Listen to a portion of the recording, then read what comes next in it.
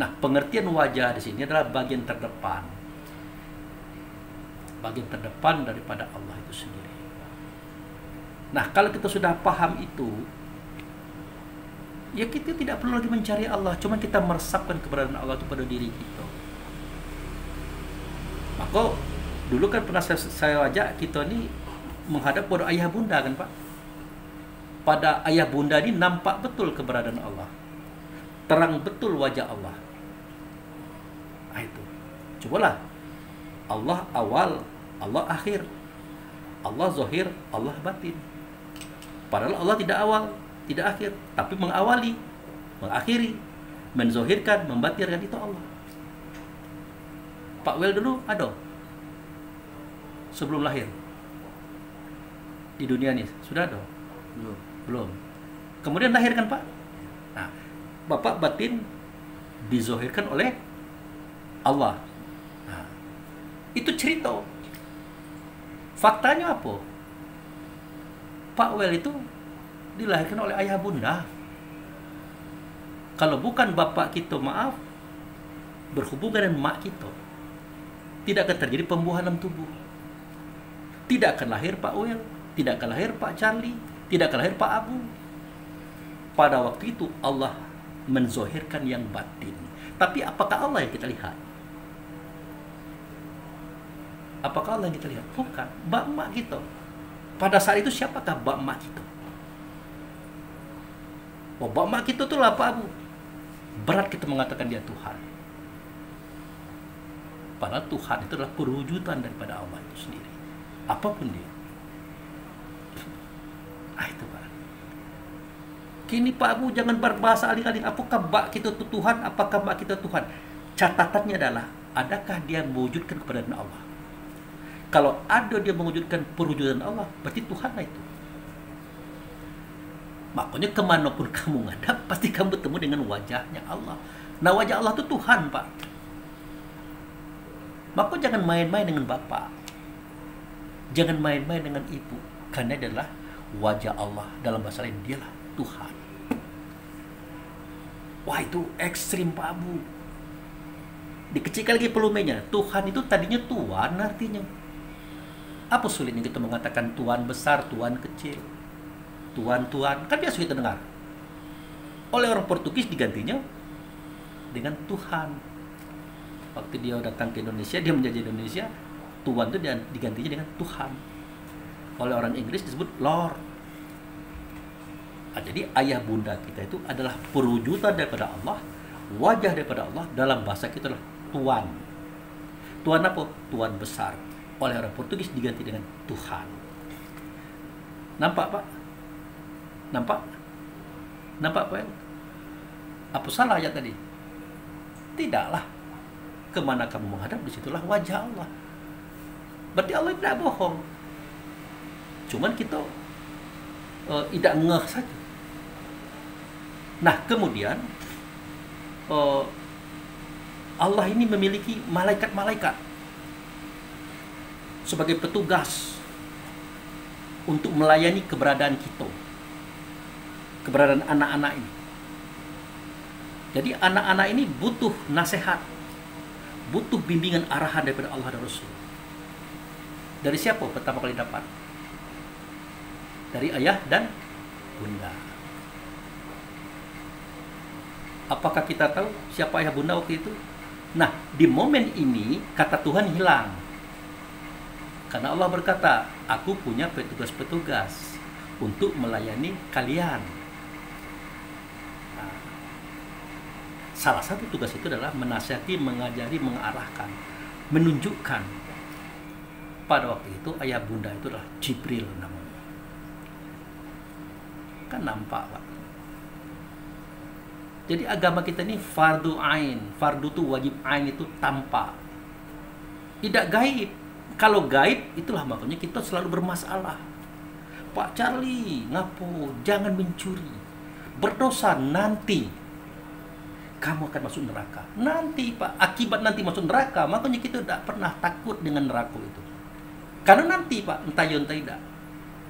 Tapi Pak Charlie, jangan mencuri. Kalau Pak Charlie mencuri, ketahuan dipotong tangan. Ketahuan, dipotong tangan, sakit, perih, hilang tangan, malu, tersiksa. Nah itulah nerakanya. Jadi itu cara kita ngomong tuh. Kalau kamu melakukan kemaksiatan, kamu akan dapat karmanya, akan dapat siksanya, akan dapat akibatnya. Itulah neraka. Tapi kalau nanti entah tidak, artinya belum masuk akal. Yang masuk akal itu kalau Anda mencuri, Anda dipotong tangan, Anda akan merasakan pedih, perih, sakit, Anda akan kehilangan tangan, Anda akan kehilangan muka, Anda akan kehilangan harga diri. Baru terasa sakit, tersiksa. Itulah neraka. Itu baru satu dosa, maling. Abu Fikri, jangan berzina. Kamu masih bujang? Iya, masih bujang. Jangan berzina. Neraka. Kapan? Nanti. Tidak. Abu Fikri, jangan berzina. Kenapa? Kamu masih bujang? Iya. Akan dikumpulkan orang banyak, kamu dikebat di batang, kamu digebuki dengan cambuk 100 kali sampai babak belur. Malulah Pak. Sudah Jumatan tuh segala orang masjid nonton kita, orang pasar nonton kita dikebat dengan satu tiang, dia cambuk, dipukul 100 kali. Sampai 100 kali. Darah-darah. Sakit, perih, tersiksa, malu, jatuh moral, down. Itulah neraka. Jangan nanti, kalau nanti entah tidak. Begitu cara agama mengajarkan sebenarnya. Begitu cara kita mengangkat biar kita ini paham. Tidak ada yang gaib dalam dunia ini. Allah saja tidak gaib, malaikat saja tidak gaib. Jadi yang memberikan nasihat, mengajarkan kita itu adalah Jibril. Peranan ini dipegang oleh ayah bunda kita di saat itu. Gitu. Sudah betul tidak Pak? Ayah bunda kita itu pergi pagi balik sore, cari duit untuk makan minum, pakaian, tempat, kendaraan, nyekolahkan kita Pak. TK, SD, SMP, SMA, perguruan tinggi, sarjana, magister, doktor, profesor. Betul Pak? Betul. Itu dari Allah semua Pak. Itu rezeki. Siapa yang berperan memberikan ini kepada kita? Pasti jawabnya malaikat Mikail kan Pak. Saat itu ayah bunda kita itulah Mikail. Real Pak. Selama ini Pak Charlie disuguhi pelajaran agama. Siapa malaikat pemberi rezeki? Mikail. Tahu gak lo kita Pak? Tapi iya dan tidak Mikail itu membagi rezeki, kita tidak tahu. Dan kita tidak pernah membuktikan. Cuman hanya di angan-angan. Nah, dalam kajian tasawuf yang kita sampaikan, kita tidak mau lagi omon-omon dan tidak mau lagi angan-angan. Real adanya. Pada momen itu, ayahanda kita, ibunda kita, itulah Mikail. Bisa dibantah? Tidak. Karena Mikail itu berperan adalah menyampaikan rezeki Allah kepada kita. Yang kita tahu, mak kita. Nah, itu. Kemudian, Pak Charlie main game kata. Atau zaman kita dulu, kalau malam-malam tuh masih suka begadang-gadang, ngumpul-ngumpul kan. Datang mak kita. Nak balik. Besok nak sekolah, kau lah belajar pun belum, ngapal pun belum, besok nak ulangan. Dia ribut Pak. Pulang, tidur. Kita balik. Kita tidur. Nah, pernahkah kita berpikir bahwa di saat itu ayahanda kita, ibunda kita berperan sebagai Israel yang menidurkan kita, yang mematikan kita, yang menghilangkan kesadaran kita di saat kita sedang sadar. Israel lah di waktu itu. Nampak ya Pak? Ada kejadian itu kan ada. Kemudian waktu sudah fajar, sebentar lagi subuh, kita lagi puasa pula, sebentar lagi nak bersahur. Pernah dibangunkan Pak? Cari bangun. Bersahur dah, nak puasa dah. Kadang-kadang, dah biarlah besok aku puasa lalu je, dah bersahur. Pernah terjadi itu juga. Siapakah yang membangunkan kita saat itu? Ayah bunda kita. Di momen itu dia membangkitkan kita. Di momen itu dia mengembalikan roh kita ke tubuh kita sehingga kita bangun. Sehingga kita cuci muka, bersahur, sholat subuh. Pada saat itu peranan emak dan ayah adalah Israfil. Gitu. Nah, kemudian ayahanda kita, ibunda kita pasti punya catatan kita, Pak, baik buruk itu. Nah, kita tahu itu seketika dinasihati kita. Kelebihan kamu tuh ini, tapi kekurangan kamu ini. Ngomong begini, agak sombong gini, jangan begitu, nak, gitu. Kelebihan kamu ini, kekurangan kamu ini. Dia catat kelebihan kita, dia catat kekurangan kita. Pada waktu itu ayah bunda adalah malaikat atau petugas dari Allah, namanya Raqib dan Atid. Ada itu, Pak. Ada. Sudah itu, sewaktu kita membenci orang, iri dengki, menghasut, memfitnah, mengkhianati, menyakiti, bahkan kita membunuh orang. Datang mak bak kita nanya, kenapa kau lakukan itu? Ngapa kau buat itu? Siapa Tuhanmu? Siapa Rasulmu? Apa agamamu? Mana kitabmu? Kemana kiblatmu? Siapa saudaramu? Pasti kita jawab galau, Pak. Kalau itu pertanyaannya, Pak. Allah, Nabiku Muhammad, agamaku Islam, kitabku Quran, kiblatku katakanlah Ka'bah, itu sementara. Saudaraku muslimin dan muslimat. Lah kalau muslimin muslimat itu saudaramu, kenapa engkau seperti ini?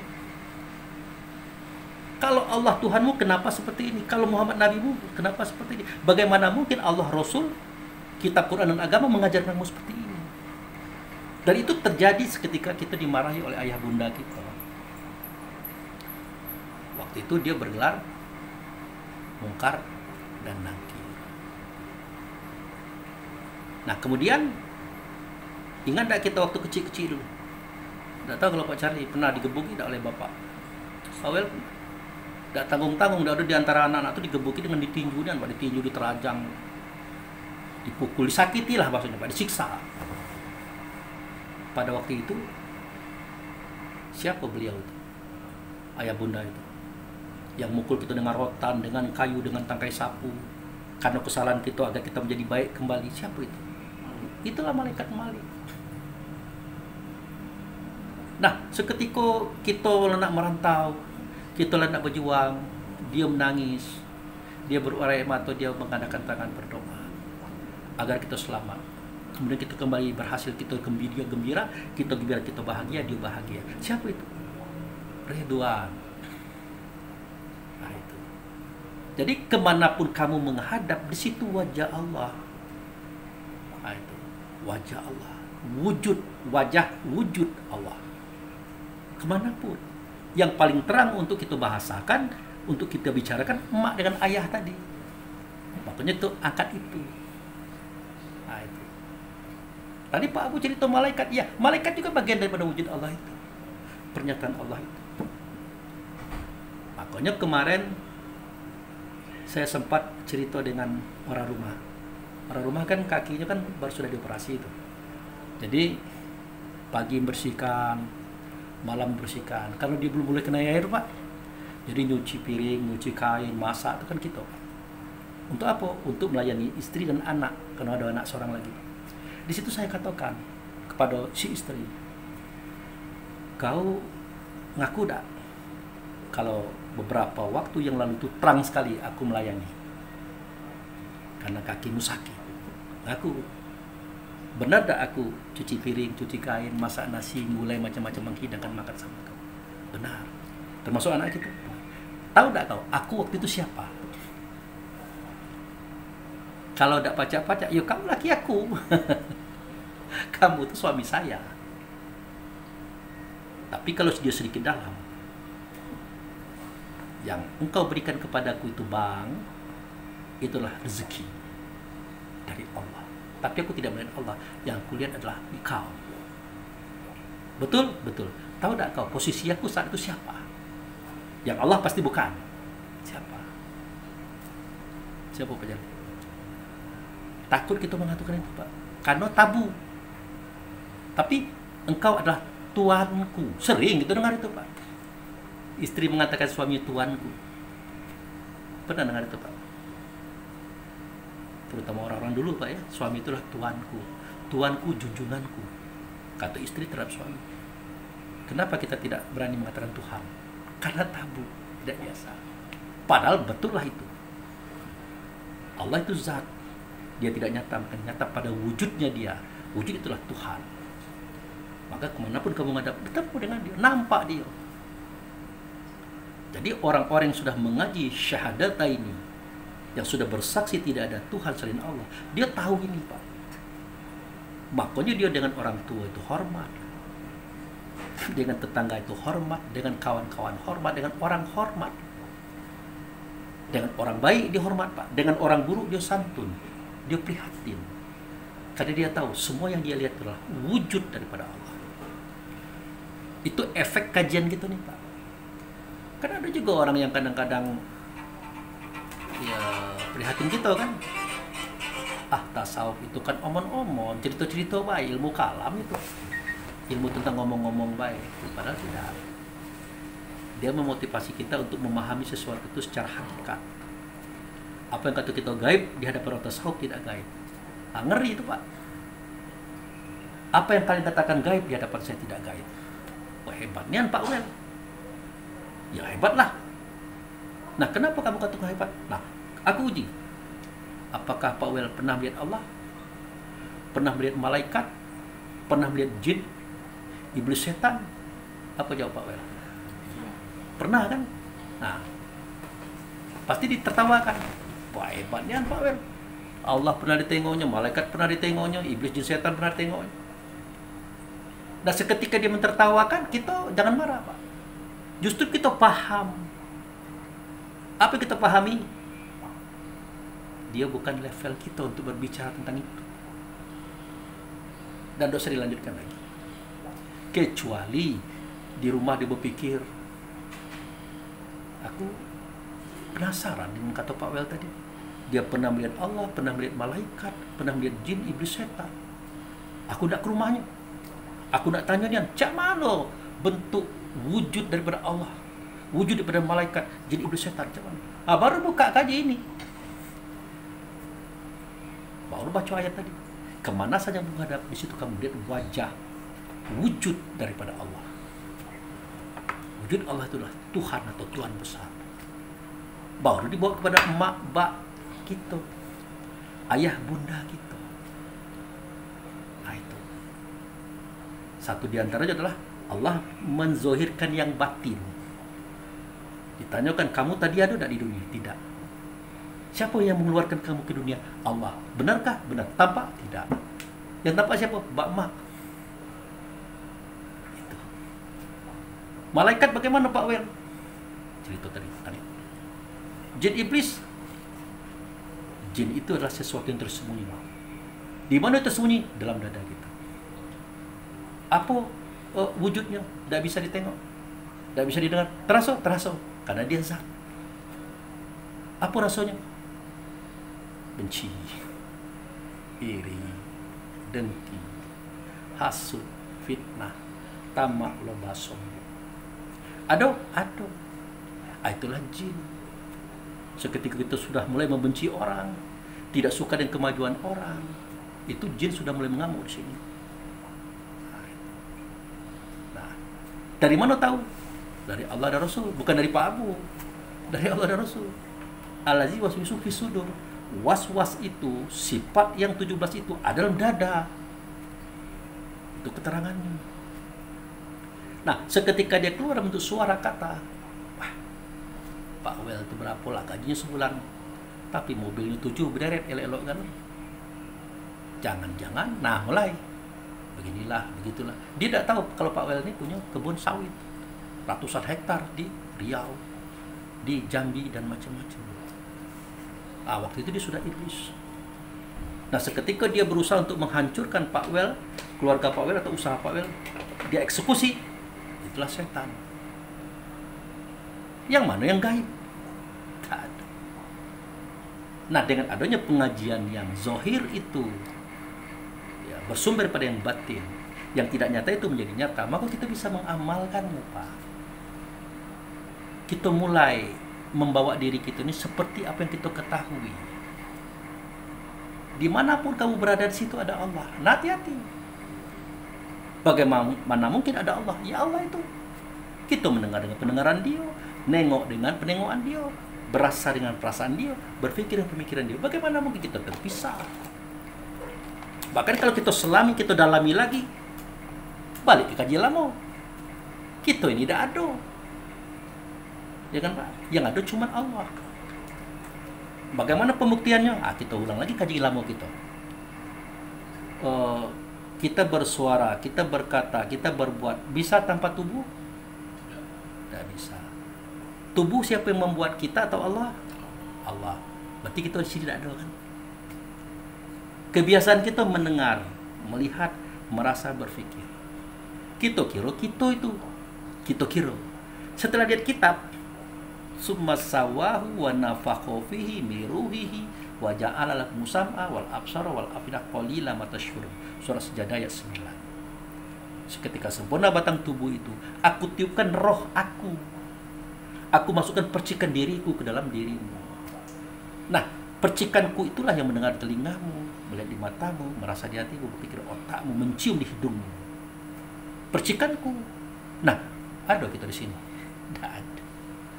Berarti memang tidak ada.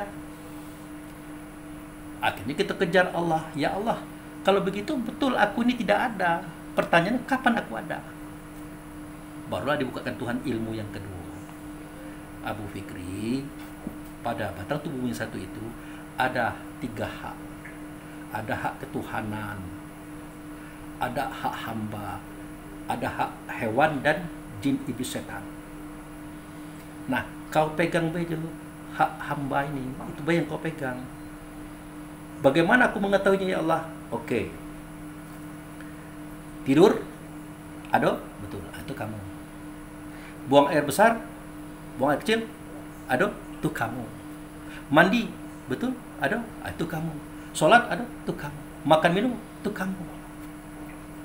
Ke kantor? Itu kamu. Ke pasar? Itu kamu. Seketika dapat uang, itu dikasihkan anak bini, belikan makan, pakaian, tempat, kendaraan, sekolah. Ingat, jangan itu kamu katakan kamu. Itu adalah hak ketuhanan. Karena Tuhan yang memberi rezeki melalui kamu. Jangan kamu klaim. Kalau anakmu berbakti, itulah bagian daripada kamu. Kalau dia ingkar kepada kamu, kamu tidak usah menyesal. Tidak usah mengupat puji dan menggunjing. Tidak usah marah. Tidak ada hak kamu marah di situ. Apalagi kamu katakan, aku yang membesarkan kamu, aku yang memberikan kamu makan, aku yang memberikan kamu pakaian, menyekolahkan kamu sampai profesor. Tidak boleh, itu hak saya. Seketika kamu melakukan itu, kamu sudah menyenggol hak ketuhanan. Maka kamu jatuh kepada hak hewan dan setan jin iblis.